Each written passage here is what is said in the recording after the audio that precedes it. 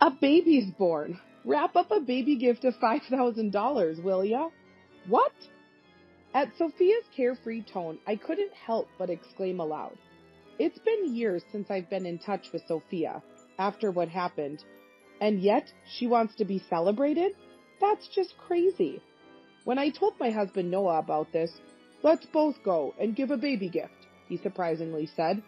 Unbelievable. But Noah seemed to have a plan, so I ended up going with him to Sophia's house.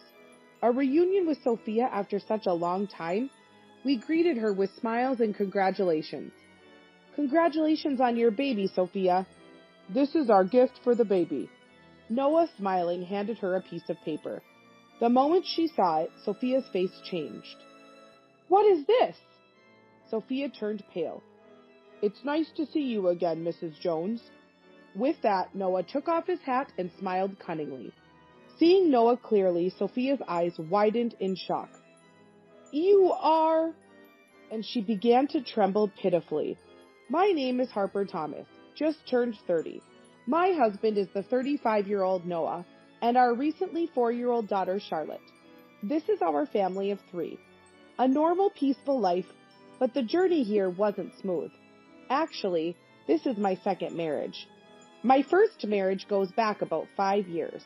Charlotte is the child of my ex-husband, Elijah. Elijah is remarried, just like me. His wife is my younger sister, Sophia.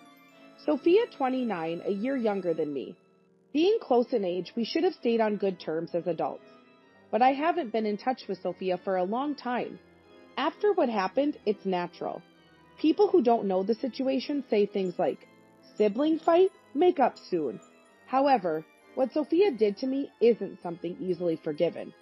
What happened between us sisters? There lies a complex situation. As kids, I remember Sophia and I were just ordinary, close sisters. The change began to show maybe when Sophia entered middle school.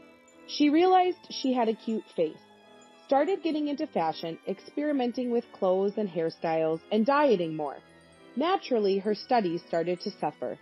Sophia was getting scolded more and more by our parents and teachers. Moreover, my presence probably added pressure on her. Not to toot my own horn, but I was relatively good at academics, maintaining decent grades. Sophia would get upset being compared to me. Of course, I tried to support her. I'd ask our parents not to be too hard on her, and sometimes helped her with her studies. But interest can't be forced. Her grades didn't improve, and Sophia dove deeper into beauty. She started wearing makeup, and by high school, she even appeared in magazines as a model. Sophia's circle of friends had become quite flashy, but she still looked up to me. Big sis, top of the class again. You're so smart. I really admire you. I brag about you to all my friends. She often said things like that warmly. Eventually, I entered a prestigious university. A year later, Sophia went to a beauty school. It was around then that something puzzling happened. I was at a cafe near the station working on an assignment when I heard a familiar voice. It was Sophia and her friends. They mentioned using this cafe sometimes. It was awkward, but they couldn't see my table from where they were, so I stayed put. Soon, one of Sophia's friends said, "This is near South University, right?" "Your sister goes to South University, doesn't she?" "So smart, wow." Then Sophia said something unbelievable. "Yeah, that plain Jane who does nothing but study."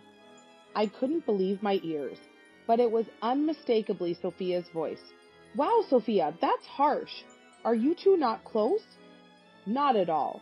We get along fine, superficially, but she doesn't care about fashion, just studies all day, and is honestly so uncool. Even if we meet in town, I'd never want her to talk to me. She's happy getting praised by teachers and parents for her studies, no matter how uncool she looks." Laughing, Sophia said, "Ha ha ha." I was frozen, unable to move. I never knew Sophia thought of me that way. Shocked and angry, I was dumbfounded. I came home much later than usual. Sophia was her usual self. "Hey, big sis, welcome back. You're late. Studying at the library again? You're such a hard worker." I was confused. Which was the real Sophia? But I didn't have the courage to confront her about what I heard. So our days continued superficially unchanged. My heart remained clouded. That's partly why, after graduating from university and getting a job, I decided to move out of my parents' house. After that, I hardly saw Sophia. Time passed and I turned 25. Around this time, I was set to marry Elijah, a college classmate. We reconnected at an alumni meeting and hit it off.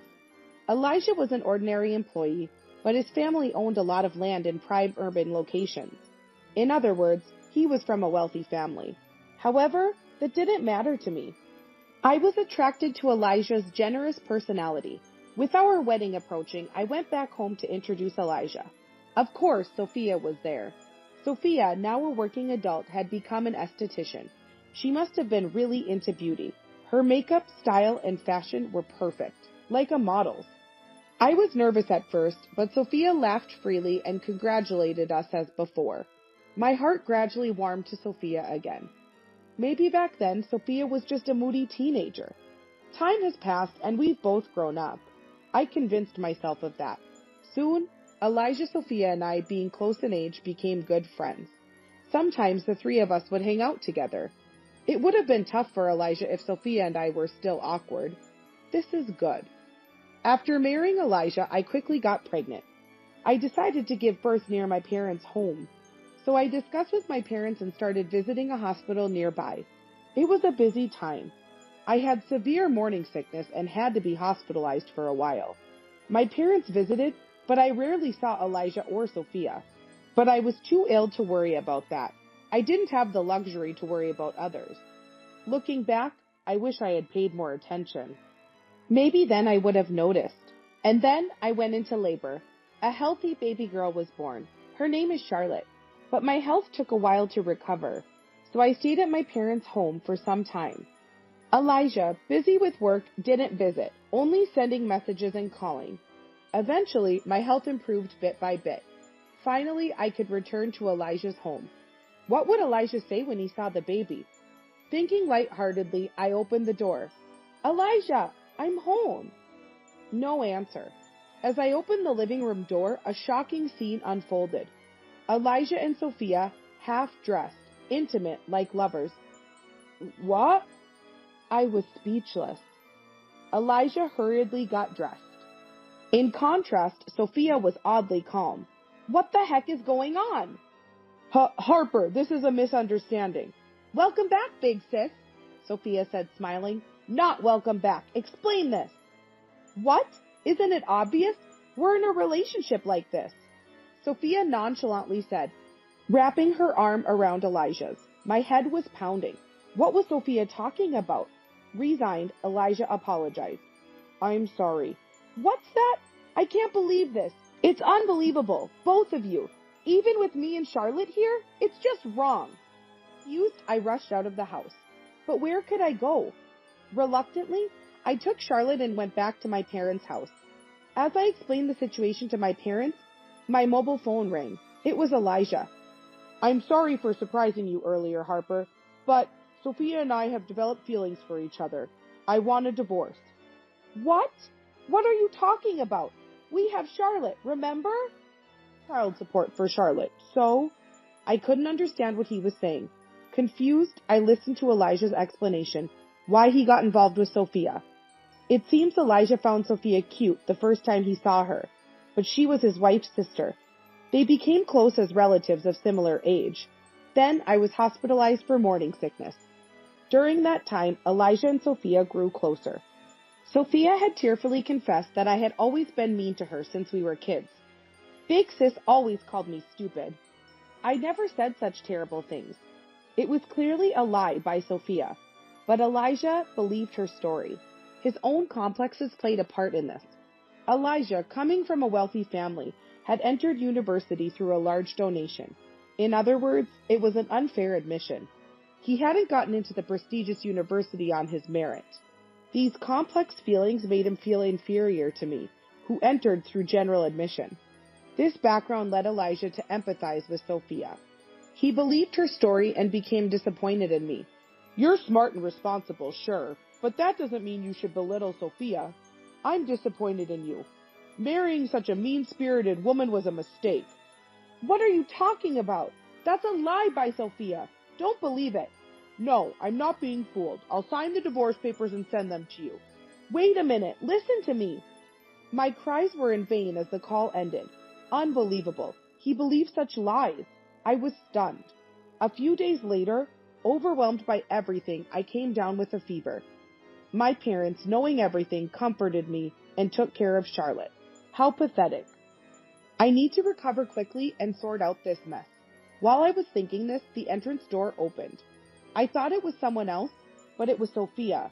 Oh, big sis, you're here at home, Sophia said nonchalantly as she returned. I couldn't suppress the trembling anger. What are you talking about? What do you mean, Sophia? Lying and deceiving Elijah, I shouted. My parents heard the commotion and rushed over to stop us. But we didn't stop. I've always hated you, big sis. Sophia spoke in a lower tone than usual, slowly. Just because you were good at studies, you received all the love and expectation. I couldn't stand it. So, I wanted to take away what was most important to you. The house fell silent at Sophia's confession. I couldn't believe Sophia had such thoughts. Anyway, focusing on beauty paid off. Elijah is just a typical man. Fell for it easily. Sophia spoke with a smile. I was speechless. So the Sophia in that cafe was her true self. What had I been seeing all this time? The real Sophia hated me so much. I had only seen the convenient illusion of a doting Sophia. Stunned, I watched as Sophia casually gathered her things to leave. Elijah's house is so plain and tacky. It's not my taste at all. I'm going to change everything. Apparently, she planned to stay at Elijah's house.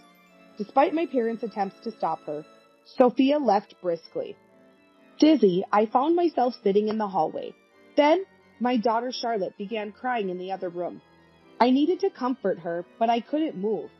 Supported by my parents, I finally managed to stand up. I don't remember much after that. All I knew was I didn't want to see Elijah and Sophia's faces. After discussing with my parents, we concluded that divorce was the only option. I cried, not for myself, but for Charlotte. Even in this situation, Elijah showed no concern for her. Such a terrible father. But then, maybe it's better not to have such a father. That thought was one of the reasons I decided to divorce. I quickly signed the divorce papers Elijah had mailed and delivered them to the office. Thus, my first marriage ended unceremoniously. Fortunately, my parents supported me. They harshly told Sophia not to come back home. Thanks to that, I never had to meet Sophia again. Gradually, I regained my composure. Sophia and Elijah might have married, but it no longer mattered to me. I had to protect my life with Charlotte. Time passed. Luckily, my workplace was within commuting distance from my parents' home, so I didn't have to change jobs. I worked hard, desperate. Although the alimony from the divorce trial was paid without delay, I was a single mother. I had to save as much money as possible. I was a bit anxious. My friends might have noticed. One day, a friend suggested introducing me to a man she knew. Initially hesitant, I agreed to meet him, assured he was a sincere person. His name was Noah Thomas, 5 years older than me, tall and well-built. I thought he'd be intimidating, but he was surprisingly serious and kind. Busy with work, he hadn't had much luck with women before. We were naturally drawn to each other. Charlotte warmed up to him as we spent time together. Then, one day, Noah said he wanted to protect Charlotte and me. I cried, moved by his words. Later, we got married. Now we live a simple but happy life as a family of 3.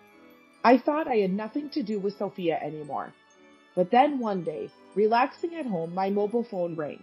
Instinctively, I answered. Big sis, how are you? Hearing Sophia's voice, I trembled. I should have checked the screen before answering. Too late for regrets. What do you want? I replied as coldly as I could. I didn't want any more disturbances in my peaceful life. Then, Sophia cheerfully said, A baby's born! Wrap up a baby gift of $5,000, will ya? What? After years of no contact, her expecting a celebration was absurd. And $5,000, no less, ridiculous. I was outraged, but Sophia, unconcerned, continued talking about her life. She'd continued as an esthetician and opened her own salon about 3 years ago. The land and building for the salon were borrowed from Elijah's parents, located in a prime area. She bragged about how successful it was. Just a boastful story. I quickly ended the call, fed up with her self-centeredness. Unbelievable. How could she call so insensitively? I was seething with anger.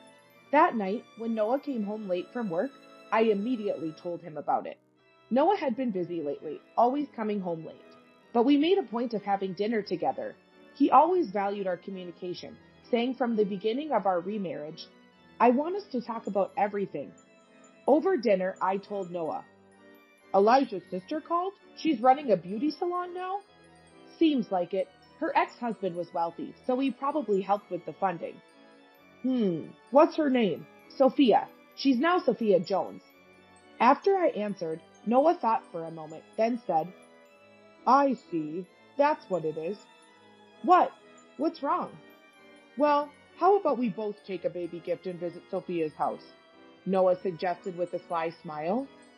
"What? Why would we do that? I don't want to." "Calm down. I have a plan." He then shared a surprising fact and proposal with me. I was taken aback. When the weekend came, Noah and I, having left Charlotte with my parents, arrived at Sophia's house. It was a large, impressive home. "Welcome." Sophia, smiling, greeted us at the door. She looked perfect, even post-pregnancy. "It's been a while. You haven't changed, Sophia." I forced a smile. Then Sophia said laughingly, "Of course not. I never neglect my beauty routine. Don't want to be cheated on like someone." Typical Sophia. I almost got angry, but I had to hold back for now. Sophia led us to her spacious living room. A baby was sleeping in the crib. "Look, my daughter Amelia. Cute, right?" Amelia did look adorable, much like Sophia, but maybe it was my imagination that her facial features seemed a bit harsh.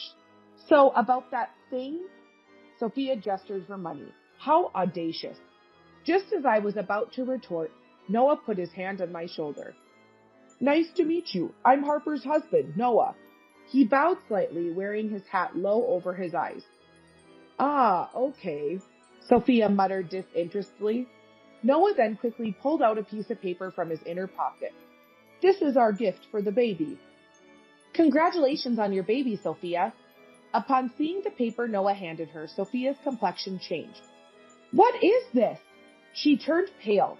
Then Noah swiftly removed his hat. "Nice to see you again, Mrs. Jones. I'm Noah Thomas from the police department." Seeing Noah clearly, Sophia's eyes widened in shock. "You, the detective who came to my salon!" She began to tremble. The baby gift Noah had handed over was actually a search warrant, a court-authorized document allowing the search and seizure of her home. Sophia, unable to hide her agitation. She had been committing fraud in her aesthetic salon, deceiving customers with false promises like guaranteed weight loss and selling dubious products. She enrolled them in expensive courses with little benefit, without proper explanation. She kept repeating such actions. Sophia had been warned by the Federal Trade Commission, but ignored it. Victims increased, contracts were forced, and Sophia even filled out paperwork herself. Several police reports were filed. Finally, the police started a forced investigation at the salon, led by Noah. Noah, a police officer by profession. Sophia cleverly hid evidence in her store, making it difficult for Noah to find proof. This case was the reason for Noah's late returns recently. By chance, the investigation subject turned out to be my sister. Sophia's call about the baby gift provided an opportunity to visit her home. To avoid raising her suspicions, Noah decided to use the baby gift as a pretext. Thus, Noah concealed his identity until the last moment, successfully entering Sophia's house. Noah signaled with his radio.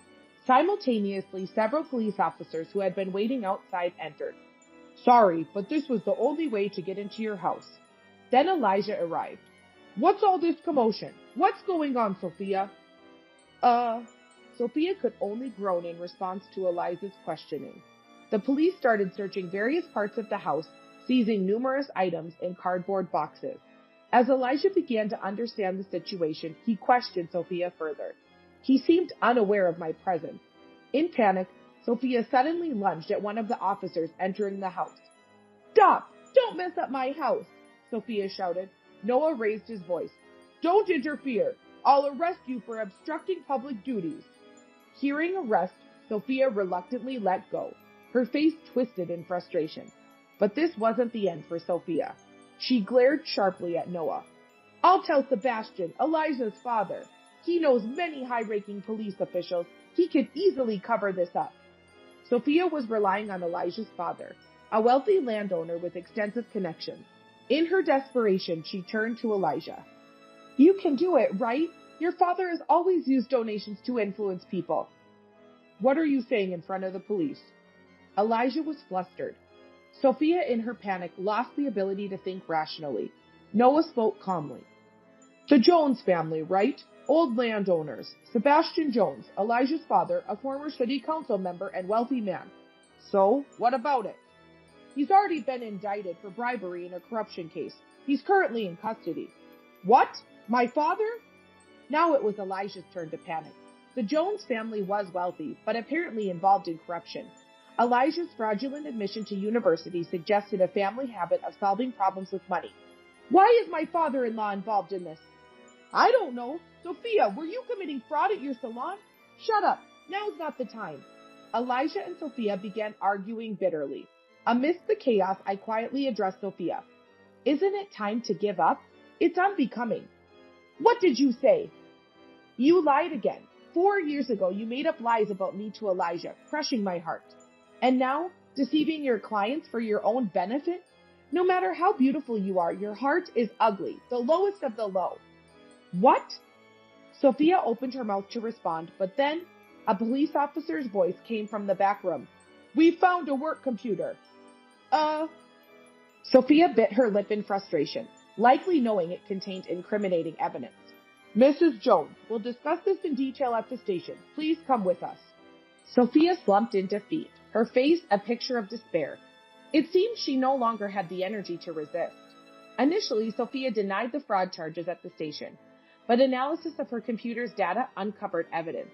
She was arrested for fraud, extortion, and forgery. Her aesthetic salon, opened 3 years ago, was apparently in the red from the start. Her aggressive product promotions were desperate attempts to secure sales, but she didn't want anyone to know about her worsening financial situation. Pride had driven her to claim her business was thriving. Her sudden demand for a $5,000 baby gift must have been employed to cover her shop's losses.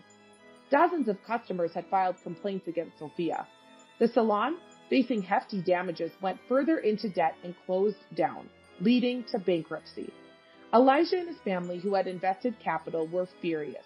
Understandably, Sophia was divorced. But Elijah's family wasn't spared either. His father, Sebastian Jones, was arrested for bribery. Their family had to liquidate all their properties to cover debt. Elijah, who had worked for his father's real estate agency, found himself ousted when other executives took control following his father's arrest. He later found work at an unrelated company, but he struggled, being overworked and underpaid. In such a state, he couldn't possibly take care of a child. Amelia, their daughter, was temporarily placed in children's foster care. Poor Amelia's birth into such a family seemed nothing but misfortune. Amidst these tumultuous days, I had been pondering something. Months later, I attended Sophia's trial to ensure she showed remorse. It felt like my final duty as her sister, but reality was harsh. In court, Sophia kept insisting, I'm not at fault, denying all fraud charges despite clear evidence. I only helped because the client said they wanted to lose weight, to be beautiful, she argued. Dark circles under her eyes, her appearance had turned frightful. Her hair was disheveled, her once cared-for beauty was gone. Her life choices were evidently reflected in her face. Sophia's state was pitiful. Reflecting on everything, I realized it all started with her jealousy towards me. But I never mistreated her. Our parents, initially upset with Sophia's lack of interest in studies, had stopped scolding her. Sophia had developed her complexes and twisted perceptions on her own. Afterwards, Sophia began to lie blatantly. It continued until the lies became her truth. Now, Sophia is just averting her eyes from reality. She concocts twisted facts and doesn't believe she's at fault. This is the result of her delusions. Poor Sophia. Eventually, the verdict was given. Due to the severity of her actions, she received no probation and was sentenced to 3 years in prison. It was expected. Yet, I couldn't help but wish for her to wake up to reality. I hope she considers the pain her lies caused others, even just a little. In prison, I hope she takes a hard look at herself. Months later, on a certain holiday, Charlotte, Noah, and I were at the park. We spread a leisure sheet on the grass, enjoying a light picnic. I want to eat the tuna sandwich first, Charlotte exclaimed. Hey, Charlotte, save some for Dad, Noah replied, and she laughed joyfully. We were back to our happy life. It reminded me of my own peaceful family upbringing. One thing is clear from this ordeal. I'm not perfect. I felt envy too. But rather than harming others with petty jealousy, I want to cherish empathy and focus on the small joys of daily life. That way, I won't be consumed by dark emotions. Charlotte and Noah happily ate their sandwiches. I quietly wished for these tranquil days to last forever.